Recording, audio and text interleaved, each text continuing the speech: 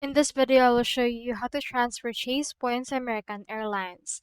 So to do that, I actually searched for Chase points transfer partners and we have in here this by Chase Banks.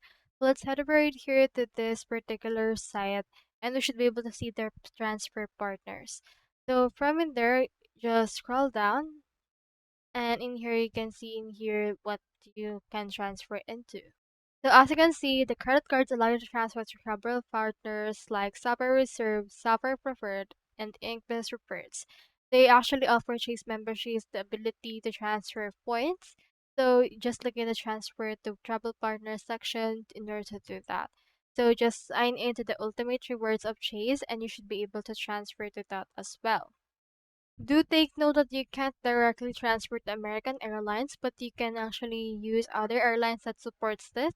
Like for example, the British Airways and Iberia Plus. Just log into your Chase account and then transfer to travel partners in order to do that.